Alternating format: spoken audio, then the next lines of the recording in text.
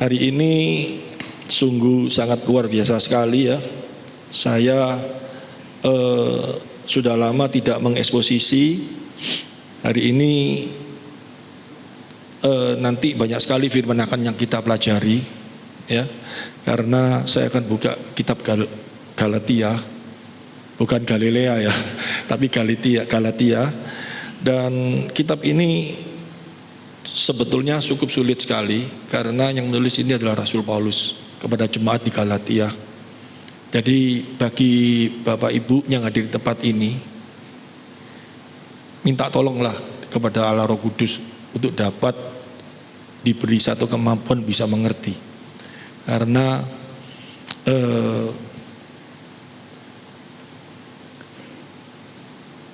tanpa kuasa daripada Allah Roh Kudus sulit sekali kita bisa menyimak ayat ini dengan benar.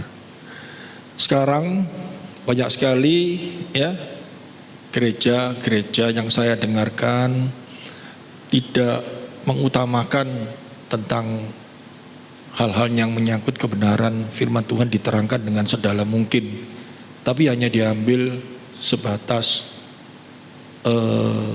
pengertian-pengertian yang sangat sederhana sekali. Dan yang saya khawatirkan banyak jemaat nantinya imannya gampang sekali goyang tanpa kekuatan firman secara utuhnya. Oleh karena itu pada waktu saya ingin buka kitab surat Galatia pasal 5 ini nanti ayat 1 sampai dengan 15, kita semua perlu konsentrasi secara penuh ya.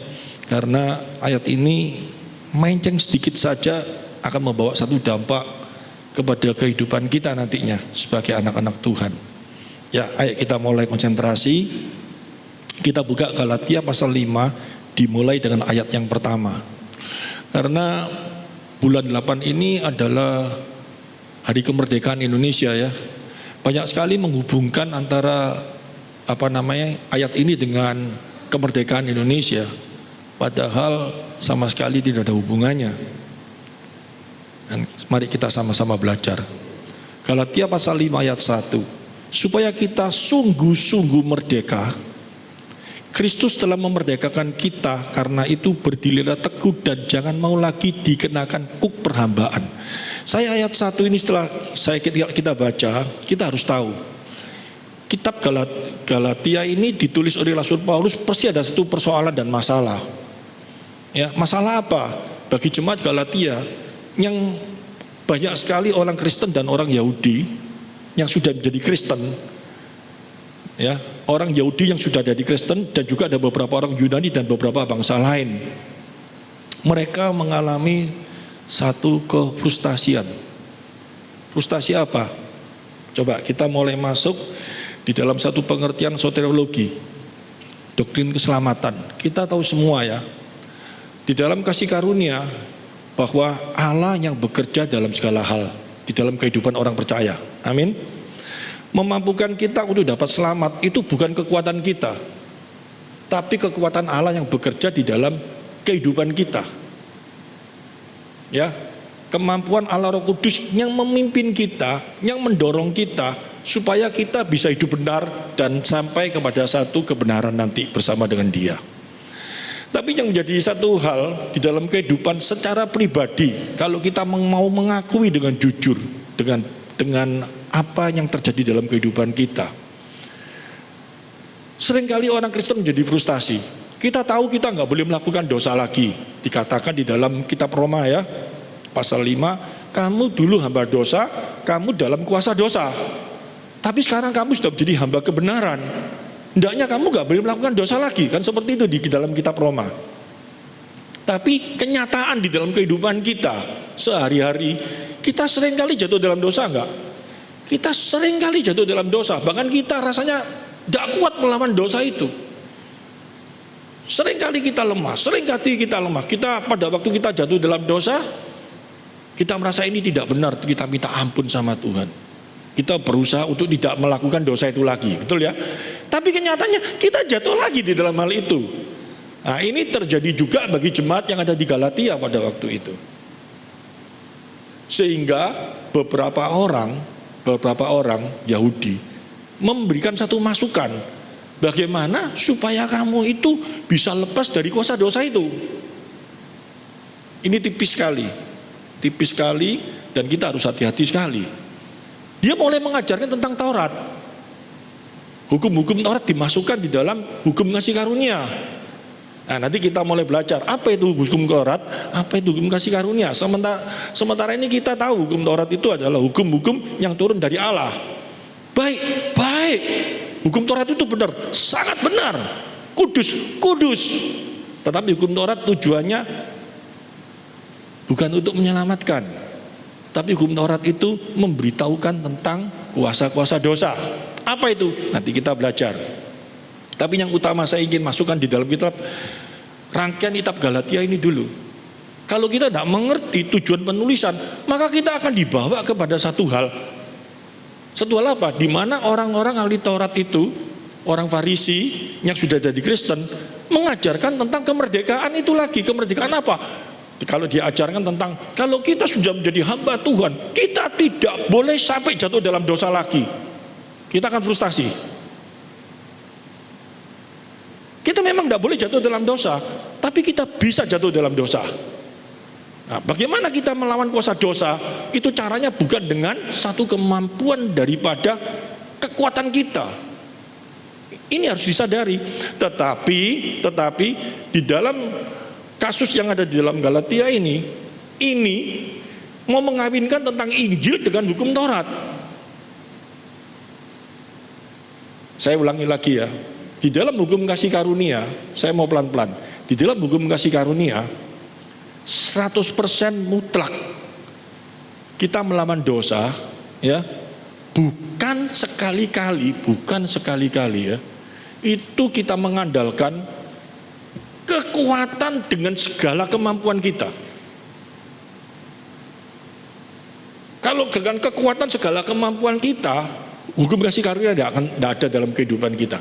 Kenapa seperti itu? Nanti kita sama-sama belajar.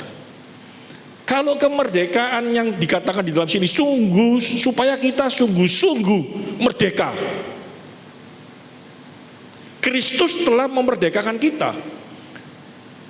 Jadi tidak ada lagi kuk perhambaan di dalam kehidupan kita.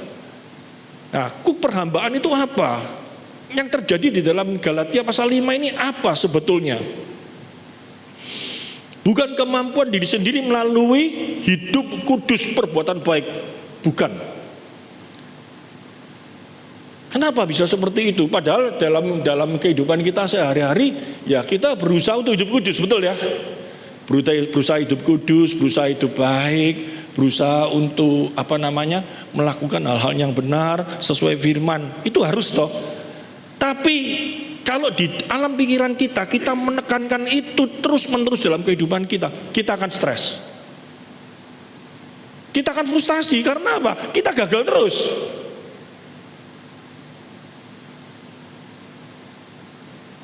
Nah, tapi orang-orang yang ada di dalam kehidupan orang-orang Farisi pada waktu itu yang sudah jadi Kristen, dia merasa dirinya mampu lakukan itu. Sehingga di dalam kehidupannya dia seolah-olah sudah mampu mencetak hidupnya untuk menjadi hidup kudus dan benar. Nah, ini kalau tidak tak kasih gambaran perumpamaan, kita nggak akan tahu, sulit sekali. Gambarannya seperti ini.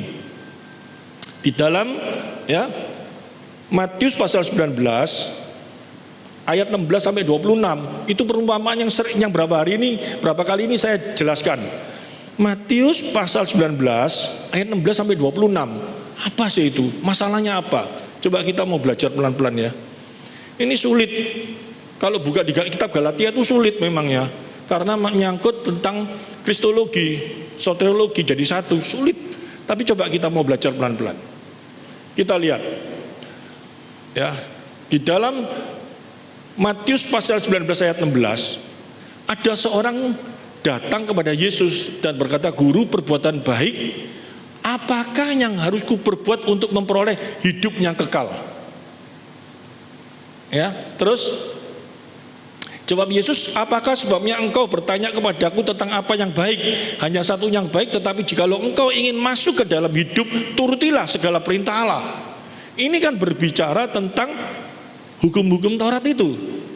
Turutilah segala perintah Allah. Terus pemuda ini merasa dia sudah melakukan itu semua enggak? Melakukan semua toh? Nanti kalau kita baca ayat selanjutnya, coba kita pelan-pelan kita baca. Kata orang itu kepadanya, perintah yang mana? Kata Yesus, jangan membunuh, jangan berzina, jangan mencuri, jangan mengucap saksi dusta. Terus, hormatilah ayahmu, ibumu, kasihilah sesamamu manusia seperti dirimu sendiri. Ini mencakup seluruh hukum Taurat. Dan kata pemuda itu kepadanya, semua itu telah kuturuti, apalagi yang masih kurang. Dia merasa sudah mampu melakukan dengan kekuatan dirinya sendiri. Ini bicara tentang agamawis. Semua agama berusaha hidup kudus, berusaha hidup baik, berusaha hidup sesuai dengan apa yang Allah inginkan. Dalam tanda salah satu, gak perlu Yesus. Dengan kekuatannya sendiri, dengan kemampuannya sendiri, dia bisa lakukan itu semua. Tapi jawabnya kayak apa? Kata orang muda itu, semuanya itu telah kuturuti, apalagi yang masih kurang. Seolah-olah dia sudah hidup suci, hidup kudus, hidup sesuai perintah Tuhan. Ya, luar biasa sekali orang yang seperti ini. Orangnya ini baik apa enggak? Baik pasti. Orang ini baik, orang ini kalau secara sosial manusia dalam kehidupan, dia hidupnya baik, dia hidupnya tidak macam-macam. Wong dikatakan dia nggak berzina, dia nggak menipu, dia baik sama orang tuanya, dia baik sesama, berarti suka nolong orang ya. Baik semuanya dia. Tapi kebaikan itu bisa diusahakan oleh manusia nggak? Bisa.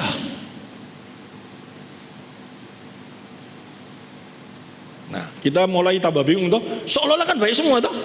Orang yang seperti yang dikatakan di dalam Matius pasal 19 ayat 20 ini orang ini kira-kira sama orang pemungut cukai lebih baik mana? Pasti baik ini ya. Matius itu pemungut cukai, tapi Tuhan mau ambil Matius itu, bahkan dijadikan muridnya. Seolah-olah baik orang ini, tapi yang terjadi apa? Coba kita lihat ayat selanjutnya. Kata Yesus, jikalau engkau hendak sempurna, ya, sempurna ini berbicara tentang keselamatan kekal, pergilah, jualah segala milikmu, berikanlah itu kepada orang-orang miskin, maka engkau akan peroleh harta di sorga, kemudian datanglah kemari dan ikutlah aku. Ini kan satu hal yang sangat, sebetulnya di dalam ayat 21 ini kan gak mungkin loh kita bisa semua. Nah, mungkin lah. Saya kepingin tahu lah kalau ada orang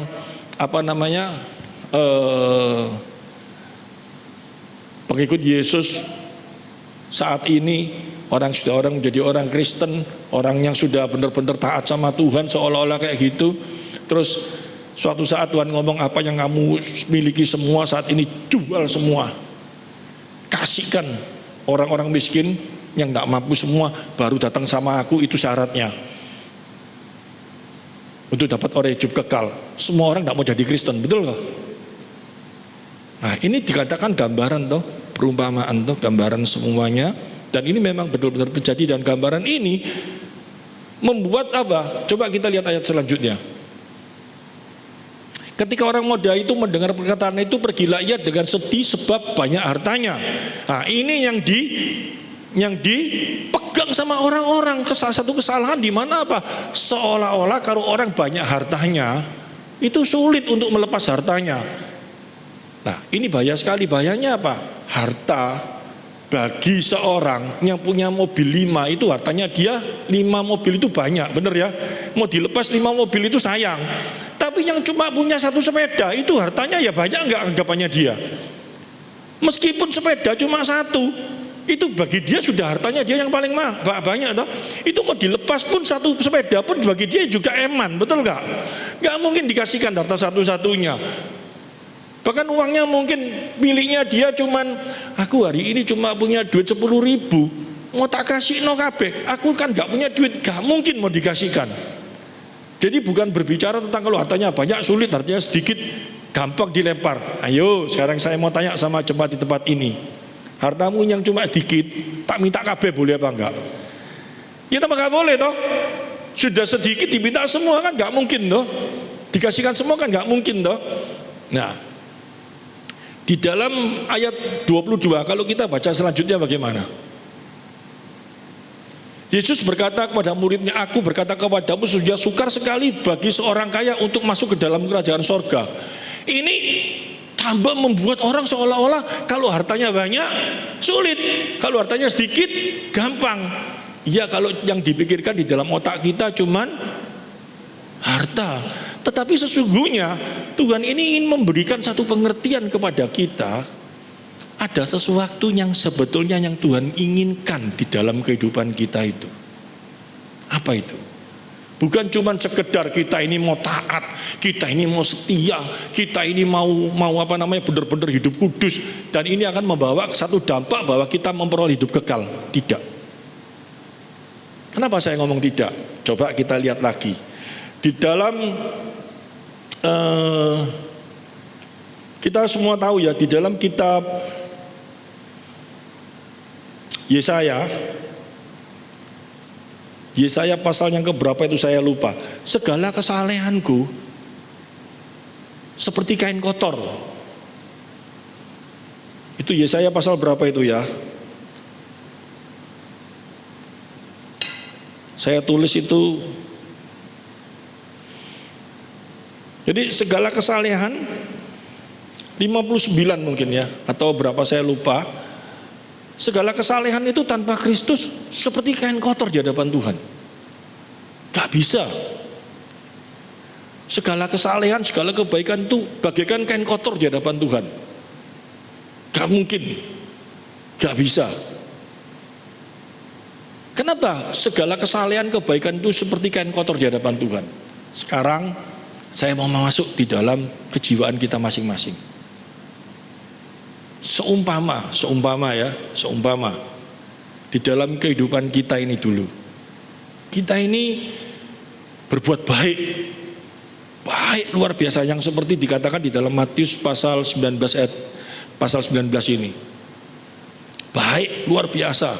Kita sudah melakukan apa yang seolah-olah Allah perintahkan. Kita bukan orang ateis, kita orang yang beragama. Kita melakukan hal yang beragama itu. Tapi kita tidak percaya Yesus. Dalam hati kita ini kayak apa? Ada satu kepastian masuk surga enggak?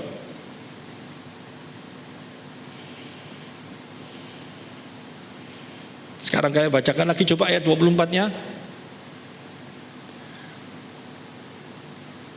Ya, sekali lagi aku berkata kepadamu, lebih mudah seekor unta masuk melalui lubang jarum daripada seorang kaya masuk ke dalam kerajaan Allah. 25-nya. Ketika murid mendengar itu sangat gemparlah mereka dan berkata, jika demikian siapakah yang dapat diselamatkan? Tidak ada. Tidak ada.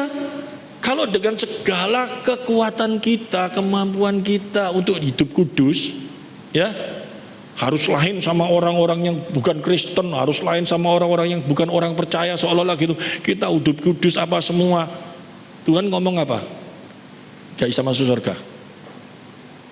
Kalau cuma baik, ya, cuma rasakan melakukan hukum-hukum Tuhan, perbuatannya baik luar biasa, gak bisa masuk surga.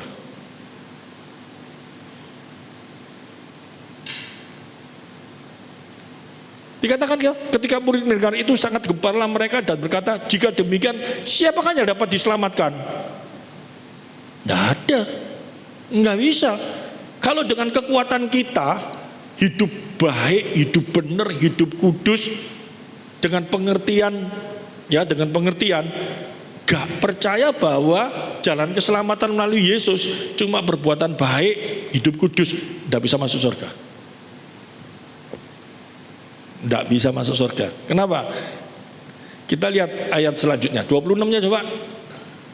Yesus memandang mereka dan berkata, bagi manusia hal ini tidak mungkin, tetapi bagi Allah segala sesuatu Mungkin. Bagi Allah segala sesuatu mungkin apa? Allah memberikan jalan kepada manusia. Dengan cara apa? Memberikan anaknya satu-satunya, yaitu Yesus. Diberikan kepada setiap orang yang percaya bahwa Yesus adalah Tuhan dan Juru Selamat. Barang siapa percaya, dia memperoleh hidup kekal. Bukan melalui perbuatan-perbuatannya, bukan berusaha melakukan perbuatan-perbuatan baik, perbuatan apapun juga yang bisa membuat seseorang itu masuk surga. Paham maksudnya? Ini benar-benar merdeka. Yang membuat kita merdeka itu siapa? Dari kuasa dosa itu Yesus. Tetapi kenapa kok kita ini bisa jatuh dalam dosa lagi? Nanti saya jelaskan. Tapi pengertian di dalam Galatia ada kasusnya, itu kasus seperti itu. Tahu? Kasusnya itu apa? Injil mau dicampur aduk dengan hukum Taurat, dengan hukum perbuatan. Saya gambarkan lagi, saya pelan-pelan lagi ya. Saya jelaskan lagi di dalam 1 Korintus pasal 13 ayat yang ketiga.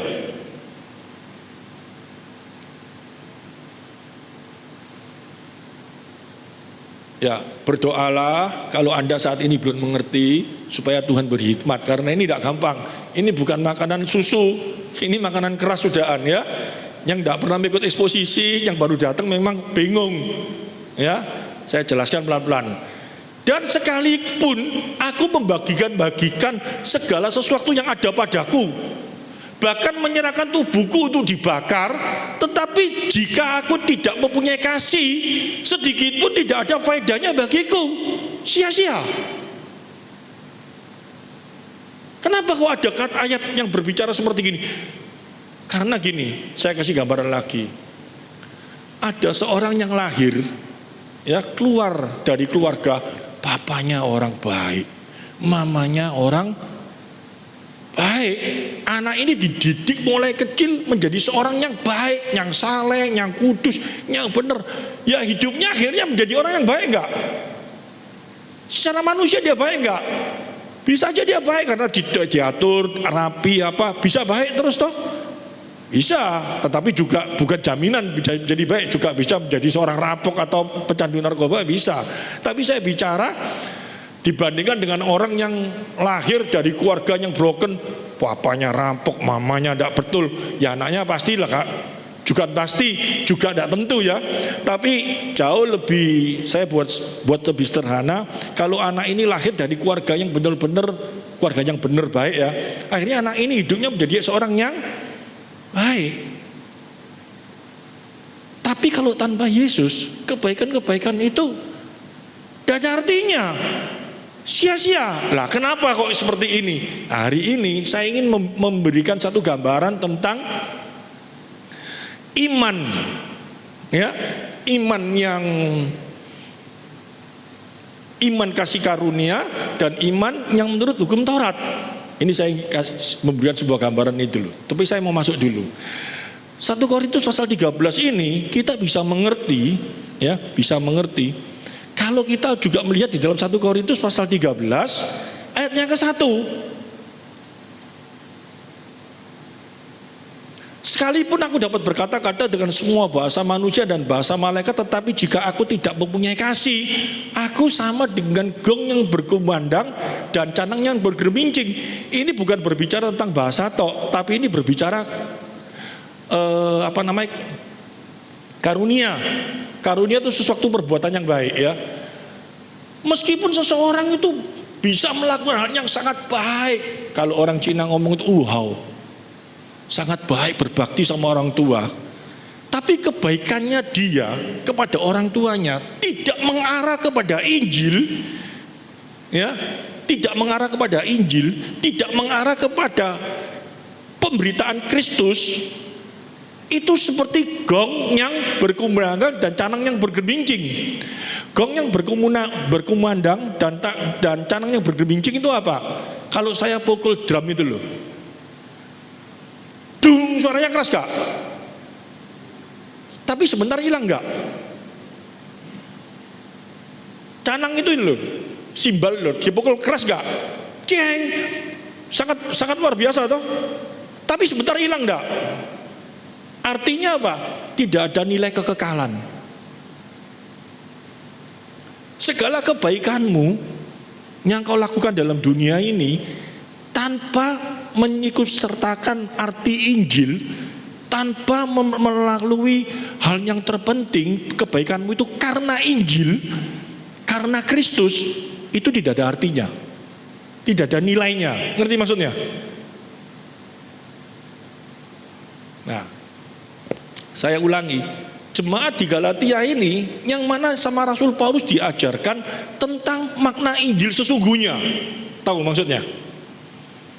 Jadi perbuatan baik kita saat ini yang sudah percaya kepada Kristus itu arahnya seluruhnya kepada Kristus, bukan arahnya untuk diri kita sendiri. Kalau arahnya kepada diri kita sendiri, nilainya 0. Karena tidak ada sesuatu yang nilainya kekekalan. Kalau diri sendiri, aku berbuat baik supaya dinilai orang aku ini baik, ya nilainya ya cuma apa? Tidak kekal. Ngerti maksudnya? Ya orang ngomong, wih baik kamu, luar biasa kamu, hebat kamu orang yang baik, kamu sama bapamu baik, sama mamamu baik. Tapi kebaikanmu itu tidak mengarah kepada Kristus. Kamu baik sama mamamu, sama-sama masuk neraka nanti. Tapi kalau kebaikanmu, kamu baik sama mamamu, kamu baik sama papamu, kamu baik sama orang-orang di sekitarmu, supaya melalui perbuatan baikmu ini orang bisa mengenal Kristus. Orang bisa dimenangkan di dalam Yesus, supaya mereka bisa percaya kepada Kristus, supaya mereka bisa diselamatkan. Kalau tujuannya seperti itu ada nilai kekal. Amin. Tapi kalau perbuatan baikmu ini kamu lakukan semuanya dengan satu tujuan, supaya dilihat orang, apalagi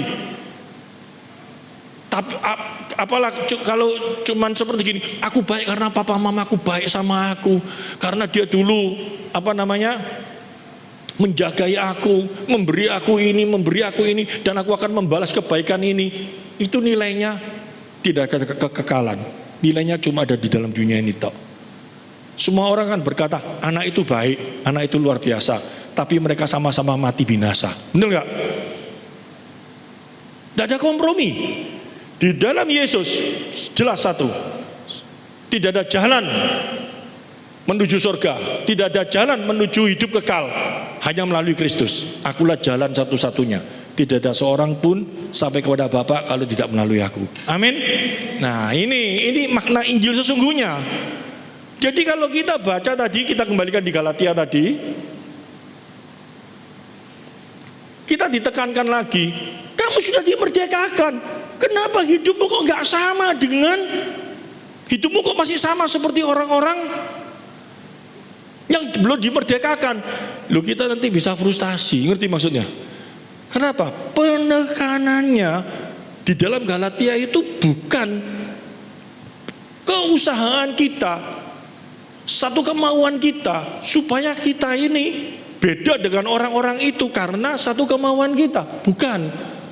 Tetapi ada satu nilai, yaitu apa? Nanti kita sama-sama belajar. Dari sini dulu ya. Jadi perbedaan iman kasih karunia dengan iman orang-orang Taurat, iman orang-orang Farisi itu di sana. Oleh karena itu nanti kita tahu ragi Farisi itu apa. Karena orang-orang Farisi itu merasa bahwa dirinya seperti pemuda itu loh yang di Matius pasal 19, bahwa dirinya itu adalah sudah melakukan hal yang baik, hal yang benar, hal yang kudus, hal yang sangat luar biasa. Dia lain sama orang-orang itu. Sehingga Yesus ngomong apa? Kamu munafik kamu. Di luar kelihatannya api, tapi sesungguhnya dalammu itu seperti kubur, tulang belulang. Depannya ketoknya api. Ngerti maksudnya? Karena tidak disadari bahwa manusia ini sangat-sangat rusak, sangat-sangat bobrok. Tujuan Allah ini sangat luar biasa. Kalau kita sudah mau mengenal ini ya, tujuan Allah ini luar biasa. Dia memberitakan Injil, dia memberitahukan hal ini kepada kita. Ada satu hal, kita kalau mengerti Injil dengan benar, dalam hati kita ada damai sejahtera enggak? Damai sejahteranya karena apa? Yang membuat kita pasti masuk surga, yang membuat kita pasti memperoleh hidup kekal, itu bukan seperti pemuda di dalam Matius pasal 19 itu memamerkan segala kebaikannya. seolah-olah dia bisa masuk surga pasti karena dia sudah melakukan hukum-hukum itu semua. Coba pemuda itu ngomong datang pada Yesus, guru, aku gak mampu, aku gak mungkin bisa menjual hartaku ini. Yesus terus mau ngomong gini, kalau kamu gak bisa jual itu, kamu gak bisa masuk surga. Gak mungkin dia ngomong kayak gitu, ngerti? Pasti Yesus ngomong, oh kamu gak mampu. Ya, jadi kamu sudah gak bisa ya melakukan semuanya. Kamu mau menerima hukum kekal, ikut aku. Datang padaku, serahkan hidupmu padaku, percaya padaku. Akulah jalan. Dia pasti menerima kekekalan. Amin. Karena kalau sampai syaratnya masuk surga itu harus dijual harta bendanya semua. Loh, kita semua gak masuk surga loh, bener gak? Siapa di sini pengikut Yesus yang jual semua harus dibagi-bagikan? Kan gak ada toh. Yang paling masuk surga kan yang melakukan itu siapa? Ya orang-orang yang sana itu, yang perbuatan-perbuatan yang dihitung semua itu, ngerti? Segala sesuatunya dijual, wis gak percaya di Yesus, pokoknya dijual, kasihkan orang, dia masuk surga. Kan syaratnya bukan seperti itu, ngerti? Dan yang lebih hebat lagi apa? Tujuan hal ini harus ada dalam pikiran kita itu apa sih? Nah ini satu hal yang sangat penting. Kalau Injil itu gak benar-benar hadir dalam hidup kita, tidak ada damai sejahtera dalam hidup kita. Antara Yudas dengan Petrus, kalau secara manusia lebih gawatan Petrus enggak? Lebih gawat Petrus loh. Yudas itu ya, setelah menjual Yesus, dia merasa apa? Berdosa, bener toh? Buktinya apa? Gantung diri dia, bener gak? Dia bukan setelah menjual Yesus, yes, aku itu duit wes, kayak film sinetron loh. Mari jual duit dikai foya-foya santai, terus kena asap dia gitu loh ya. Tapi Yudas gak. Setelah dia jual Yesus, dia tahu aku ini salah, ngerti maksudnya ya? Dan dia tebus dengan apa? Dirinya sendiri, perbuatannya. Karena dia mengandalkan perbuatannya, toh dikira dengan menyesal dia gantung diri, dia masuk surga, masuk neraka dia. Lain dengan Petrus. Oh dosanya banyak enggak? Itu orang paling dablek loh itu, bener gak? Yesus sudah ngomong sama Petrus apa? Kamu sedang ditampi sama setan, hati-hati loh kamu. Bener toh? Nanti kamu itu akan menyangkal aku. Ya, enggak, aku udah nyangkal. Gak mungkin aku nyangkal kamu. Wih, luar biasa enggak? Tapi ternyata ya apa? Menyangkal bukan sekali, 3 kali. Yang dia sangkal itu bukan gara-gara tentara yang gede badannya, wah dibacok di mata ini, enggak. Sama anak kecil aja. Dia enggak berani, dia nyangkal. Tapi ada kelebihannya Petrus apa? Dia tahu.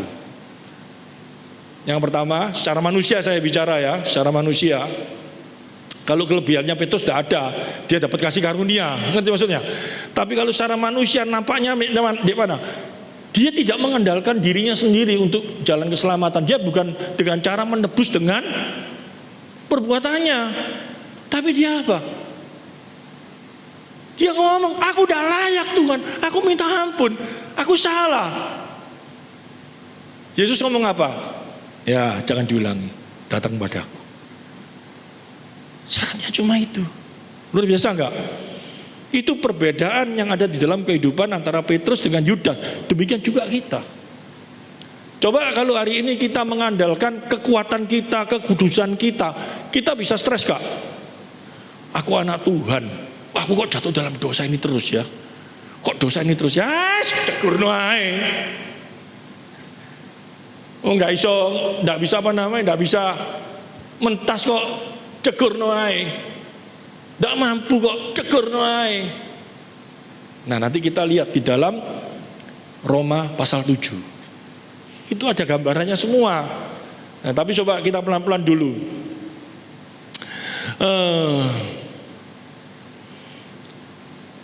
Dari ayat ini kita sekarang mulai tahu.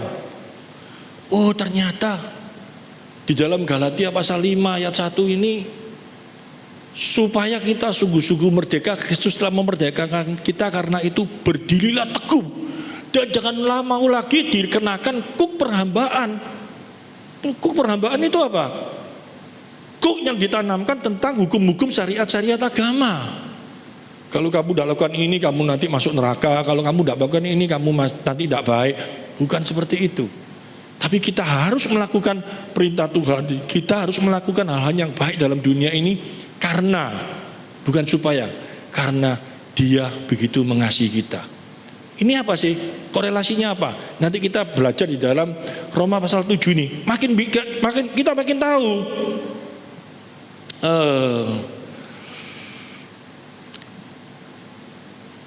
Di dalam Roma pasal 7, pelan-pelan ini ya, ini sulit ya. Tapi sebelumnya saya akan bacakan di dalam Galatia dulu. Saya habiskan Galatianya dulu ya, tidak apa-apa ya.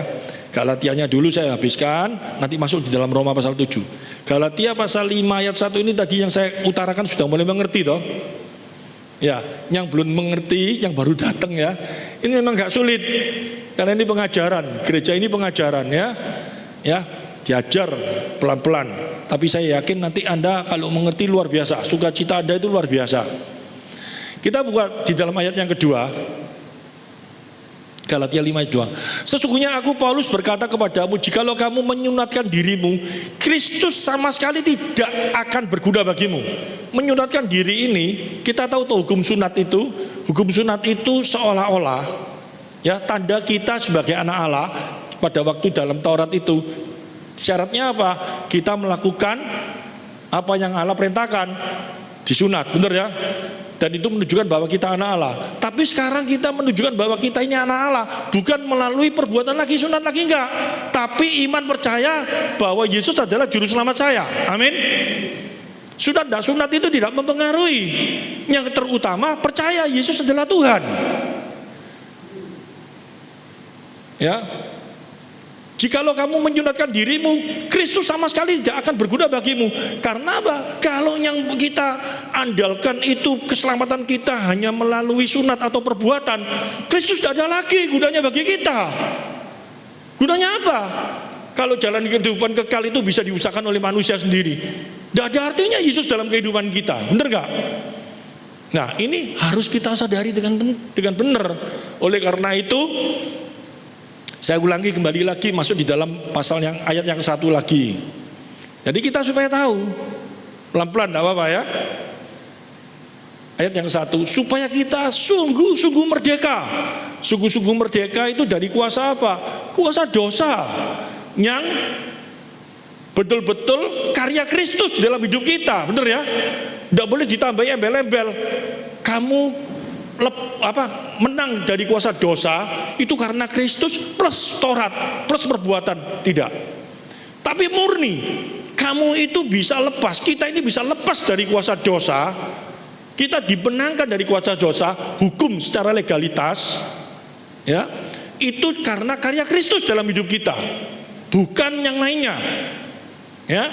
Dibuktikan dengan apa? Ayat yang kedua,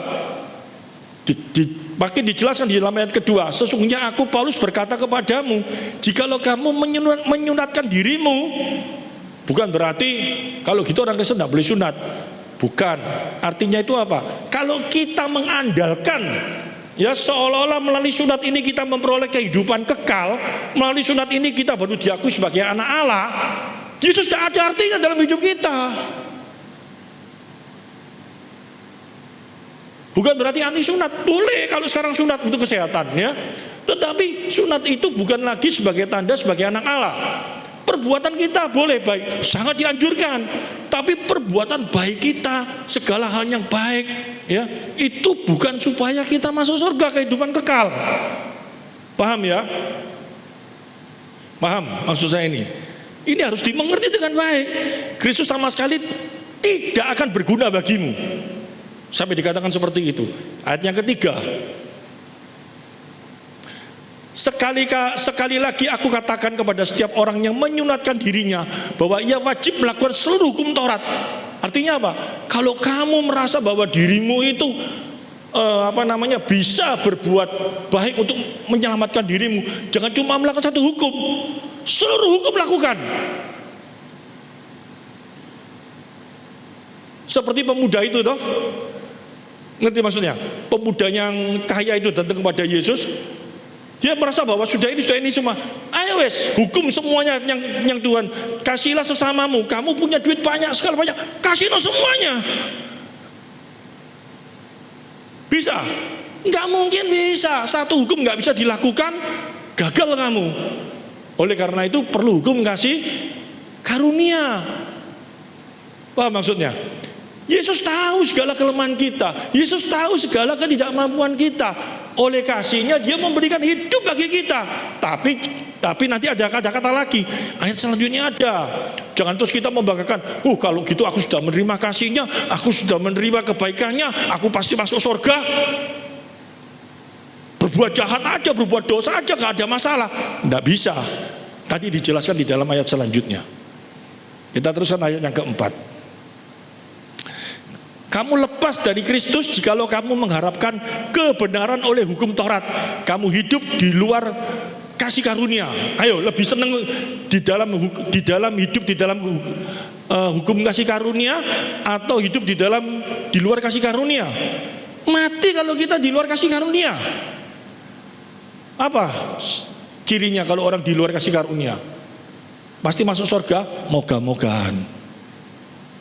Ngerti? Tidak ada satu kepastian tuh. Tapi kalau kita ditanya, kalau kamu mati besok dipanggil Tuhan, kalau kamu sudah percaya Yesus, kamu percaya gak masuk surga? Loh kok diem semua? Amin. Pasti masuk surga kalau percaya Yesus. Ada satu kepastian yang membuat kita masuk surga itu bukan perbuatan kita, tetapi yang membuat kita masuk surga itu Kristus. Tetapi tandanya dari apa yang sudah kita peroleh kasih karunia, saya kembalikan lagi di dalam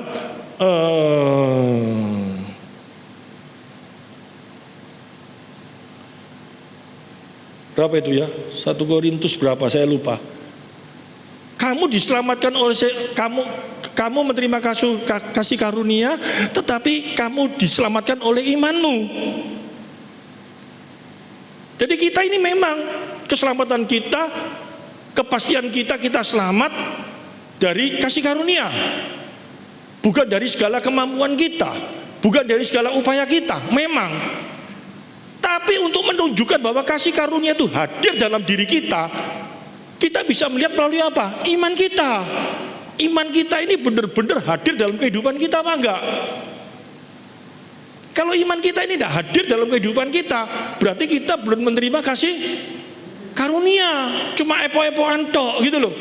Waduh, aku dapat kasih karunia kok, aku sudah percaya Yesus kok, tetapi gak ada imannya sama sekali. Yakobus berkata, tunjukkan imanmu melalui perbuatanmu. Kalau kamu berkata punya iman tapi perbuatanmu tidak menunjukkan kamu punya iman, ya kamu berarti tidak mempunyai iman, belum menerima kasih karunia.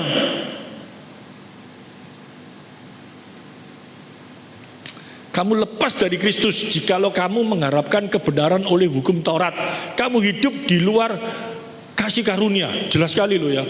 Kalau kita mengandalkan hukum Taurat, kalau kita mengandalkan hukum perbuatan-perbuatan kita, ya, berarti kita lepas dari hukum kasih karunia. Kamu hidup di luar kasih karunia itu apa? Sama saja gak percaya Yesus. Kemampuan, kebaikan, perbuatan baik kita itu yang menjadi satu keutamaan dalam hidup kita. Nah, ayat yang kelima ini penting. Sebab oleh Roh, karena iman kita menantikan kebenaran yang kita harapkan. Wah, ini sangat luar biasa sekali ya. Sebab oleh Roh dan karena iman kita menantikan kebenaran yang kita harapkan. Di dalam kehidupan kita ini nyata sekali ya. Nyata sekali. Pengharapan setiap orang itu apa? Memperoleh kehidupan kekal, pasti. Hanya melalui kuasa kasih karunia-Nya saja yang membuat di dalam setiap hati kita ada satu kepastian. Kalau kita menunjukkan bahwa kita punya iman, kita mampu melawan kuasa dosa. Tanpa iman, Tanpa kita percaya kepada Kristus, kita gak mampu melawan kuasa dosa. Tidak ada damai sejahtera dalam kehidupan kita. Ya, ini digambarkan oleh Rasul Paulus lagi di dalam Roma pasal 7. Nah, ini coba kita mulai lebih dalam lagi, pelan-pelan ya. Roma pasal 7 mulai ayat yang pertama.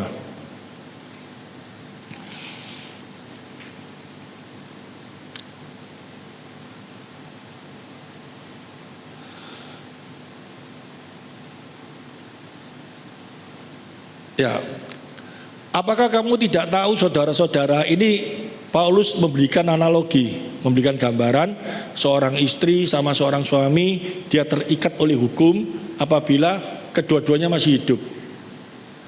Ya, jadi seorang suami sama istri itu kalau sampai mereka sama-sama masih hidup, mereka melakukan satu perselingkuhan, itu dosa mereka. Tapi kalau salah satu sudah meninggal, itu tidak apa-apa.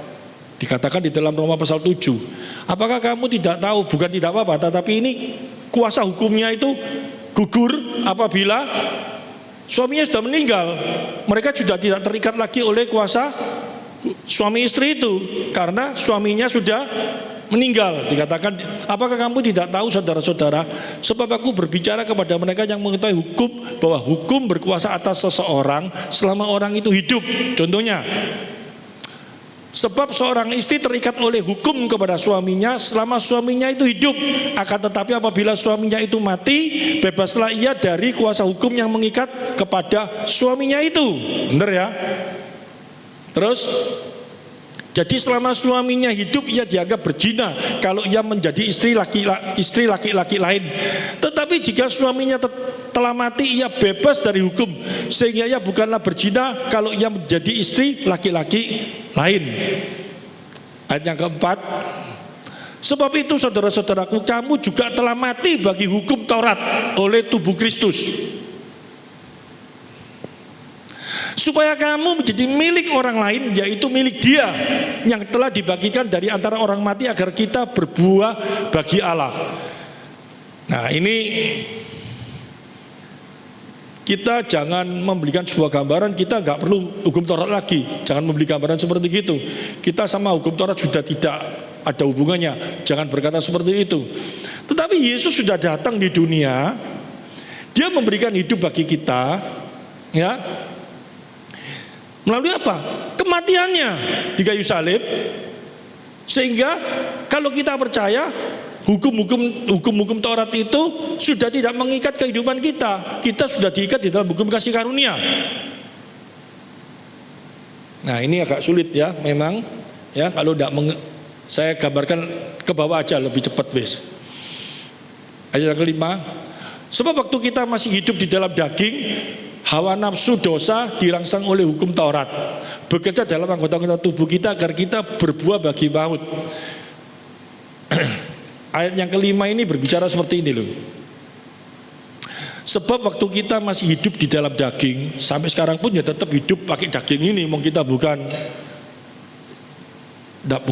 jadi setan sudah ya, atau tidak ada dagingnya ya.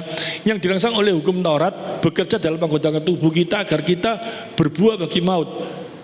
Hukum Taurat ini gini, seringkali orang suka menggambarkan yang lain. Hukum Taurat ini berbicara seperti ini loh. Kalau ada sebuah hukum yang kita ketahui dalam kehidupan kita, hukum Taurat, kita tahu, tapi kita sering melanggar. Jangan ini, jangan ini. Hukum Taurat itu sangat banyak sekali. Dua hukum aja dari inti dari hukum Taurat di dalam kehidupan kita. Kasihlah Allahmu dengan segenap hatimu, dengan segenap akal budimu. Ini tidak bisa kita lakukan. Gak bisa kita lakukan dalam kehidupan kita. Kita gagal. Kasihlah Allahmu dengan segenap hatimu, dengan segenap akal budimu. Sekarang saya mau tanya, kita jalan itu pakai akal budi gak? Kalau kita jalan tidak pakai akal budi, bisa kecemplung got loh, bener gak? Kita kalau jalan tidak pakai akal budi, ada mobil jalan kita lawan loh, bener gak? Itu pun kita jalan itu semua untuk kemuliaan Allah. Makan itu pakai akal budi gak? Kalau gak pakai akal budi, sendoknya bisa masuk ke hidung,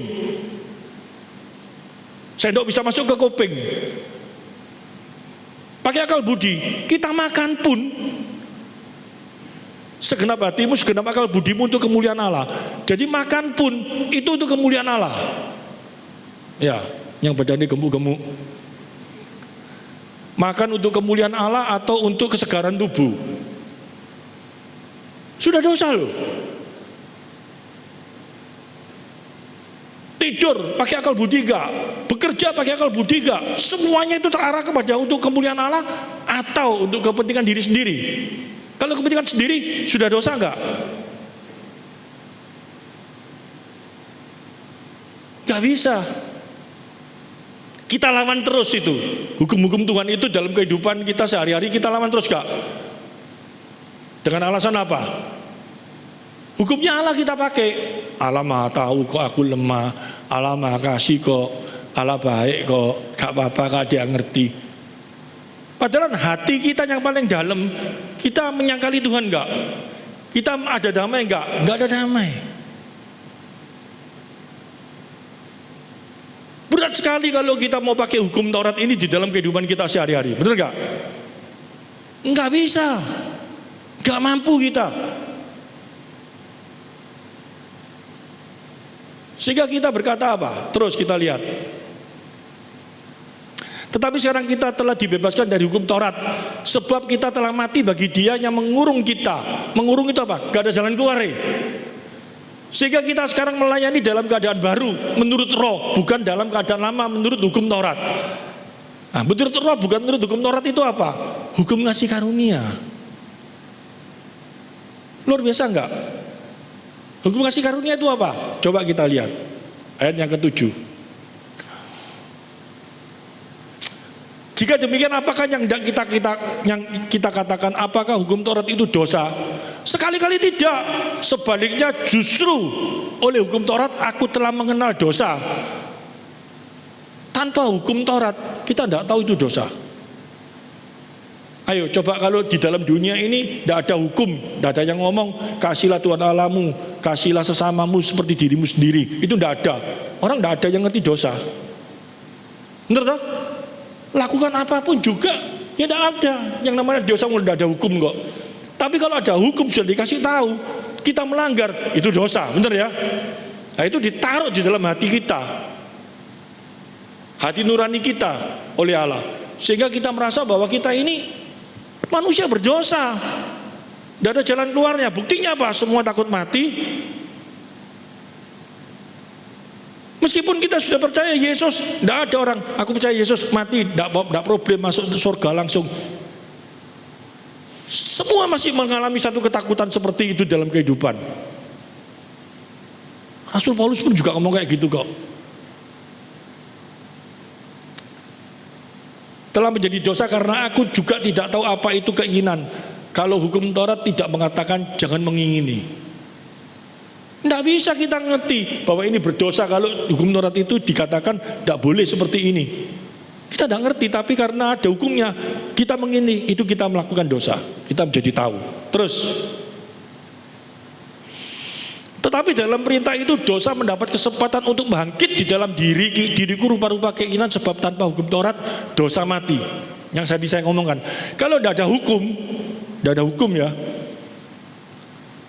tidak ada yang namanya kita ngerti dosa apa enggak. Sekarang saya mau tanya, anak kecil yang masih belum mengerti tentang peraturan lalu lintas, tapi sudah bisa sepeda motoran ya, masih kecil ya, mungkin umur 10 tahun apa 11 tahun yang tidak ngerti ini dilarang masuk ini apa, tapi bisa sepeda motoran ya.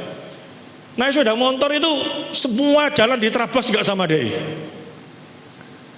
Terus dia merasa salah apa enggak? Kan enggak toh, karena dia nggak ngerti hukum. Tapi kalau sudah mengerti hukum, terabas kan ya takut-takutan loh. Nah, gambarannya seperti itu. Tetapi dalam perintah itu dosa mendapat kesempatan untuk bangkit di dalam diriku rupa-rupa keinginan, sebab tanpa hukum Taurat dosa mati. Artinya apa? Kalau kita tidak ngerti tentang hukum, wah ini dilarang, aku tidak boleh. Tapi karena kita sudah tahu hukum dalam diri kita, ini dilarang, wah tak coba aja, kita nyoba terus. Itu memang keinginan daging yang sangat kuat dalam kehidupan kita. Terus, dahulu aku hidup tanpa hukum Taurat, akan tetapi sesudah datang perintah itu dosa mulai hidup. Ya, tadi saya sudah kasih gambaran. Terus 10.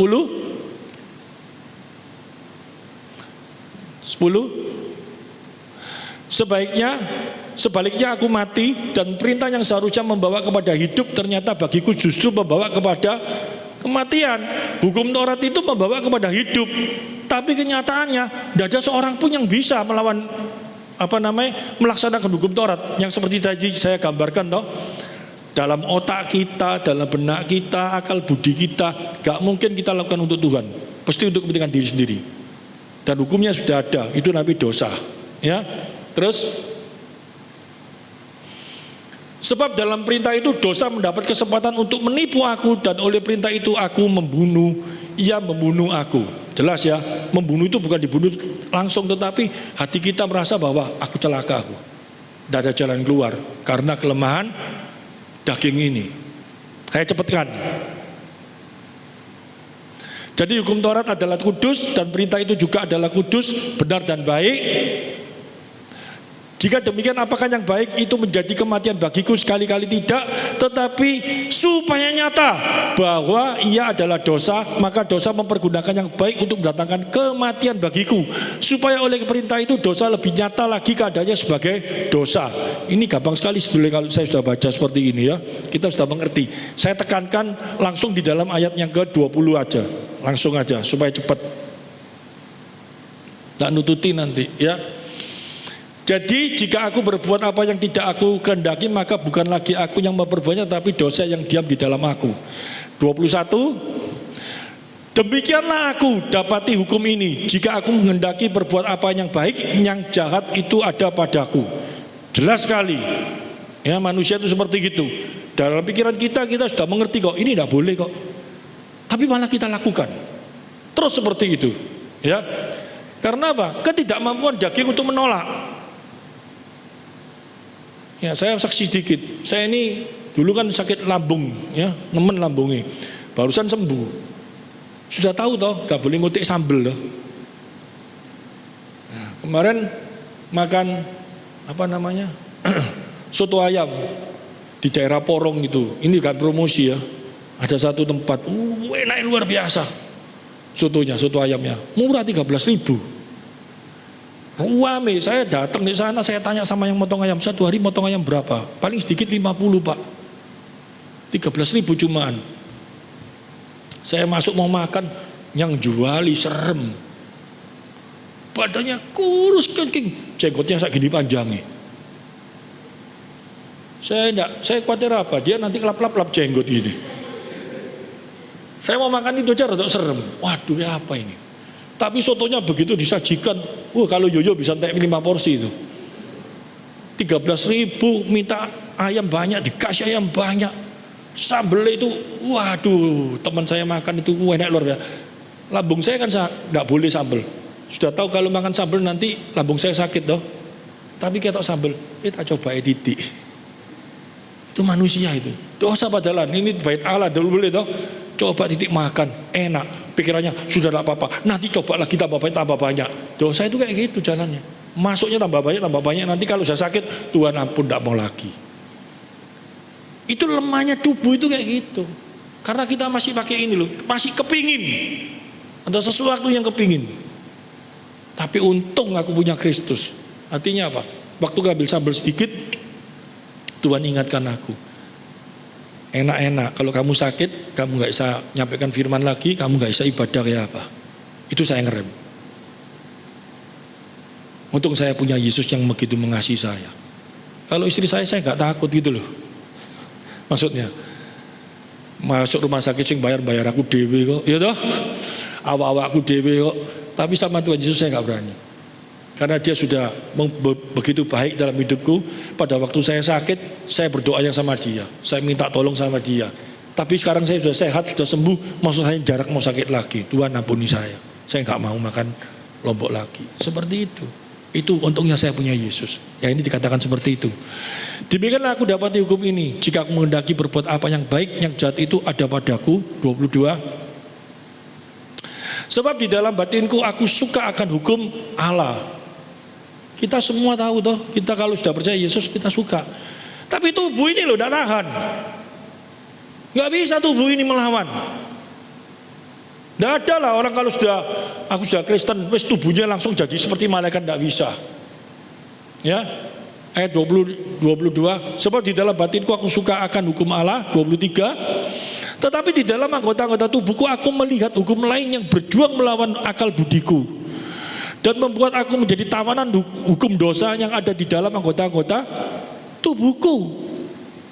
Gak ada, gak kuat. 24 ini, celakalah aku manusia celaka. Siapakah yang akan melepaskan aku dari tubuh maut ini? Hanya Yesus. Amin. Kok bisa Yesus? Kenapa kok Yesus? Nah ini pertanyaannya toh. Kenapa kok Yesus? Saya sambungkan sedikit karena waktu ya. Saya sambungkan sedikit di dalam Matius pasal 5 ayat 3. Sumber kebahagiaan kita hanya satu. Kalau kita miskin di hadapan Allah. Miskin di hadapan Allah itu artinya apa? Bergantung penuh sama Tuhan. Kok bisa kalau bergantung penuh sama Tuhan itu membuat kita itu bisa bahagia? Kok bisa kalau bergantung 100% sama Tuhan itu bisa membuat kita sukacita? Ini satu hal yang harus kita dapat. Kita diselamatkan, kita percaya Yesus adalah Tuhan, kita sudah mendapat kasih karunia. Tapi dalam kehidupan kita sehari-hari, kita masih menghadapi sebuah masalah apa enggak? Masih loh. Jangan berharap kalau kamu percaya Yesus kamu hidup suci, apalagi di gereja diajarkan seperti orang kecanduan. Kalau kamu datang gereja, kamu baik, nanti Tuhan baru baik. Jadi kalau kita sudah datang ke gereja, pulang dari gereja, merasa sudah baik sama Tuhan, yes, tenang. Itu candu, itu bukan kekristenan. Itu satu kesalahan. Caranya kayak apa? Sekarang banyak sekali gereja yang bisa membuat gerejanya sampai ratusan orang, ribuan orang bahkan. Karena apa? Mereka diseseli itu, dimasuk itu otaknya. Datang gereja, kalau kamu ke gereja kamu nanti baik sama Tuhan, Tuhan baru baik. Kalau kamu melakukan hal ini, nanti Tuhan akan melakukan hal ini. Kalau kamu seperti ini, nanti kamu dapat ini. Hasilnya orang datang ke gereja cuman mencari satu hal di mana bisa membuat dirinya senang. Karena apa? Apa yang menjadi keinginannya tercapai. Bukan Tuhan yang menentukan, tetapi yang menentukan dirinya sendiri. Tidak bisa seperti itu. Yang kekristenan yang benar, Allah memberikan sebuah gambaran. Sumber kebahagiaanmu adalah bergantung penuh sama Tuhan. Kenapa bergantung penuh sama Tuhan? Ya secara cepat kalau kita buka di dalam kitab Yesaya pasal 40 ayat 1 sampai dengan ayat 12. Karena Allah itu sumber dari segala sesuatu. Kasihnya Allah itu kekal. Kasihnya kekal itu apa? Kasihnya itu tidak bergantung oleh segala sesuatu. Dia mengasihi kita sesungguhnya. Seterusnya dia mengasihi. Gak berubah selama-lamanya. Itu kasih Allah yang kekal.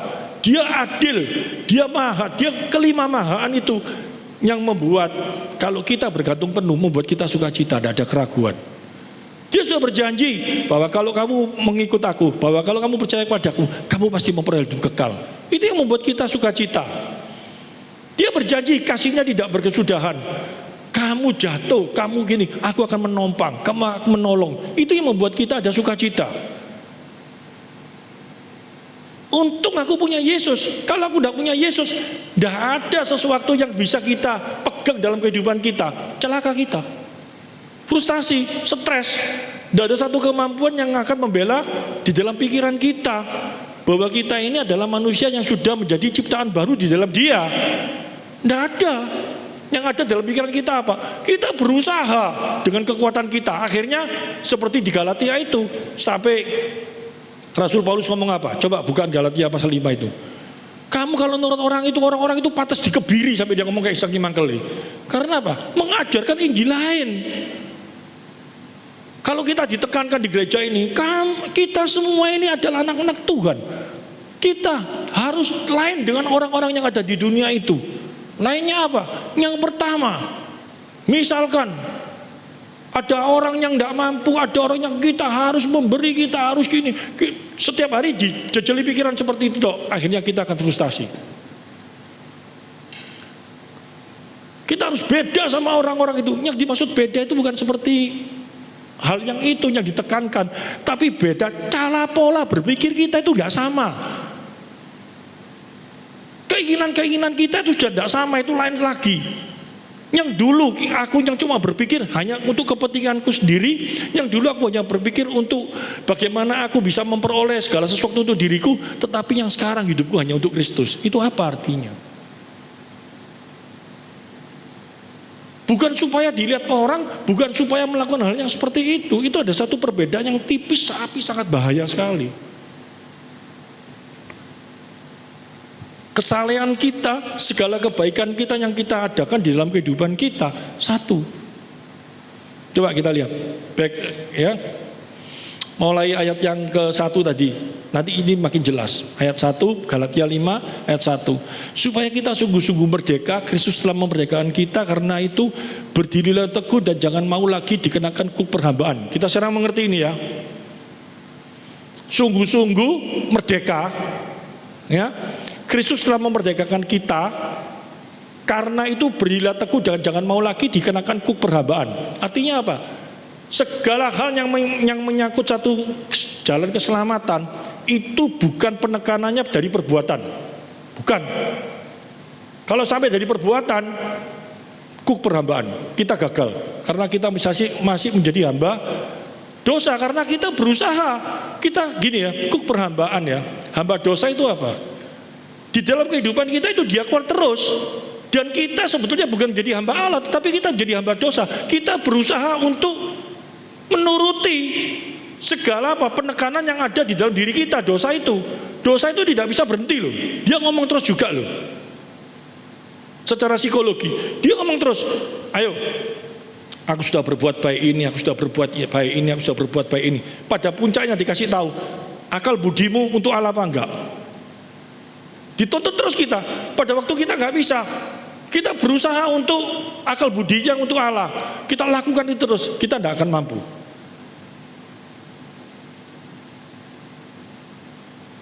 Untuk mencapai satu keselamatan dengan kekuatan sendiri, kita tidak akan mampu. Tapi kalau kita percaya, oh aku memang manusia nggak mampu, aku nggak bisa. Yesus sudah memberikan satu kehidupan, dan melalui kuasa rohnya dia memimpin aku. Kalau aku jatuh, dia mengangkat. Aku minta tolong terus. Dan aku berusaha untuk tidak melakukan hal yang tidak benar di hadapannya. Supaya nyata benar kuasa itu hadir dalam hidupku. Supaya kuasa itu benar-benar hadir dalam hidupku. Aku merasakan kuasa itu hadir dalam hidupku. Kasih karunia itu diimbangi dengan iman, yaitu seperti itu. Ya, kita lihat ayat selanjutnya. Sesungguhnya aku Paulus berkata kepadamu, jikalau kamu menyunatkan dirimu, Kristus sama sekali tidak akan berguna bagimu. Kita mengerti tadi ya. Ayat yang ketiga, sekali lagi aku berkata kepada setiap orang yang menyunatkan dirinya bahwa ia wajib melakukan seluruh hukum Taurat. Kita ngerti ya. Tidak bisa satu tok semuanya. Tidak mungkin kita bisa, gagal. Terus, kamu lepas dari Kristus jikalau kamu mengharapkan kebenaran oleh hukum Taurat. Kamu hidup di luar kasih karunia. Kita ngerti ya. Kita tidak mau seperti itu. Kita ada di dalam kasih karunia. Oleh karena itu kita memperoleh satu kepastian keselamatan. Ayat yang kelima, sebab oleh roh dan karena iman kita menantikan kebenaran yang kita harapkan. Ya, jadi bukan melalui perbuatan kita, tetapi oleh iman. Ya, sebab oleh roh dan karena iman kita menantikan kebenaran yang kita harapkan. Dengan iman, bukan dengan perbuatan kita, dengan perbuatan, tetapi kita percaya Yesus yang melakukan itu di dalam kehidupan kita. Terus ayat 6, sebab bagi orang-orang yang ada di dalam Kristus Yesus, hal bersunat atau tidak bersunat tidak mempunyai sesuatu arti. Hanya iman yang bekerja oleh kasih, jelas sekali ya. Jadi perbuatan itu tidak ada artinya dalam kehidupan kita, tetapi hanya iman yang bekerja oleh kasih. Artinya apa? Bukan perbuatan, tidak perlu kita lakukan. Jalan keselamatan itu hanya melalui Kristus. Perbuatan itu tidak membuat kita selamat, tapi perbuatan itu menunjukkan bahwa kita sudah selamat. Harus kita bisa melihat di dalam perbuatan menunjukkan kita selamat, tetapi perbuatan itu bukan ya sekali-sekali membawa kita kepada keselamatan. Tapi perbuatan itu menunjukkan bahwa kita sudah memperoleh keselamatan. Ayat yang ketujuh, dahulu kamu berlomba dengan baik, siapakah yang menghalang-halangi kamu sehingga kamu tidak menuruti kebenaran lagi? Nah, ini Paulus marah sama orang-orang di Galatia. Terus, ajakan untuk tidak menurutinya lagi bukan datang dari Dia yang memanggil kamu. 9, sedikit lagi sudah mengkasmirkan seluruh adonan. Ini saya jelaskan sedikit. Ini ajarannya, ya. Ajaran ini sangat bahaya sekali. Ajaran tentang perbuatan ini gampang sekali merusak iman bagi orang iman yang sudah hadir dalam kehidupan orang percaya. Gampang sekali dimasukkan, itu kita bisa goyang. Karena apa? Kefrustasian diri kita sendiri. Karena kita merasa apa? Aku sudah punya iman, aku sudah percaya Yesus. Kenapa sih aku kok jatuh dalam dosa? Caranya kayak apa supaya aku ini bisa lega? Karena gini ya, saya kasih gambaran ya. Seseorang Kristen yang mengaku bahwa aku sudah percaya Yesus adalah Tuhan dan aku menerima kasih karunia, kita tidak pernah merasakan kok. Bagi yang tidak mau benar-benar melatih di dalam imannya, tetapi dalam perbuatannya, pada waktu kita, aku sekarang aku sudah doa malam, doa pagi, aku sudah puasa, aku sudah lakukan ini, aku sudah lakukan ini, aku sudah lakukan ini. Akhirnya kita merasa apa diri kita? Aku sudah kudus, aku sudah baik karena lakukan ini semuanya. Kalau itu sudah dibawa di dalam kehidupan kita, akhirnya kita akan menjadi seorang yang menghakimi orang lain. Orang itu hidupnya tidak pernah seperti ini, tidak pernah seperti ini, tidak seperti ini. Itu penekanannya seperti itu semuanya. Sehingga orang Farisi pun mendoding kepada Yesus. Kamu nak guru, kamu nabi, kok mau makan sama pemungut cukai? Kamu kok seperti ini? Karena apa? Dia sama hal itu dijauhkan terus dan dia merasa hidupnya sangat suci dibandingkan dengan Yesus yang mau seperti itu. Padahal jalan keselamatan itu bukan melalui yang seperti itu. Nah, ini sulit saya ingin mau masuk ke dalam alam pikiran Anda, karena ini hukum yang kasih karunia Anda sendiri yang bisa merasakan masing-masing ya. Terus, dalam Tuhan aku yakin tentang kamu bahwa kamu tidak mempunyai pendirian lain daripada pendirian ini, tetapi barang siapa yang mengacaukan kamu, ia menanggung hukumannya, siapapun juga dia. Saya baca sampai dengan ayat yang ke-11. Dan lagi aku ini saudara-saudara, jikalau aku masih memberitakan sunat, mengapakah aku masih dianiaya juga? Sebab kalau demikian salib bukan batu sandungan lagi. Ini jelas sekali loh.